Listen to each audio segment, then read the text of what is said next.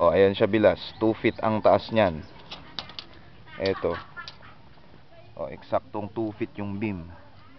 Eksaktong 2 feet yan mula doon sa lupa. Yung garahe 1 feet yon. Kaya eto lang hanggang 1 feet yan eh. Pwede kaya yan bilas na 1 feet na lang ang buhusan dito. Kasi nga mataas na rin yan eh. Dami ng kanyan. Ayun. Oh. Oops. Ayaw maalis. O halimbawang 2 feet, 1 feet dito.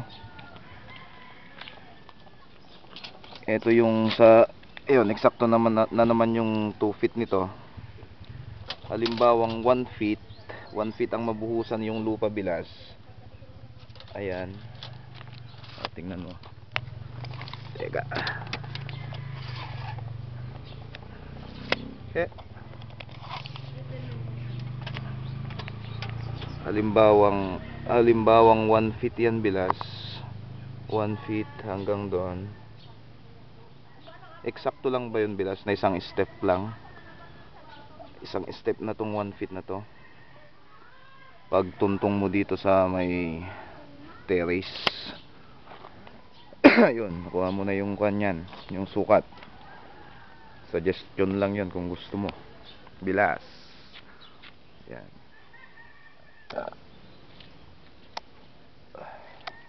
Papasok tayo doon sa loob.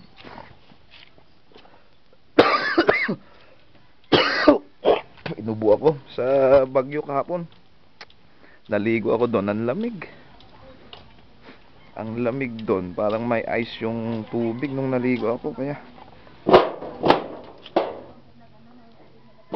medyo nilalagnat ako ngayon. Ayun, may video ko na yata to kanina. Ayan.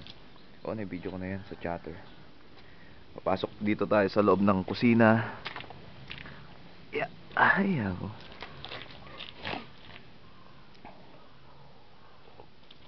Ito yung ginagawang octagon bilas. Octagon dito sa may kusina. Ayan siya. Nilagyan na ng parang octagon yan. Isang semento lang bilas. Okay lang ba to? Ay, isang semento. Isang hollow blocks lang bilas ito. Yung parang octagon na papasok dito sa, ayan. Ito siya. Ganyan siya bilas, oh.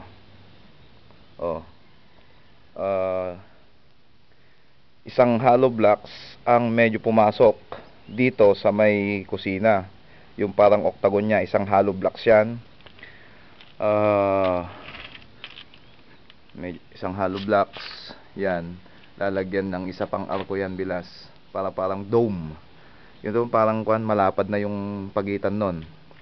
Sa unang, kasi nga bilas kung natin yan, kung halimbawang babaliin natin yung isang nun, medyo yung unang inilagay natin na yon, yung unang inilagay na arko na yon dito sa may kusina, kasi kung babaliin yan bilas, yung parang magkwan siya, halimbawa wala bang kwan dito,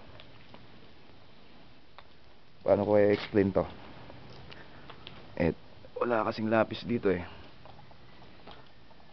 Oh, teka na, dito na lang. Wala. Mamaya ko na lang i-explain. Teka.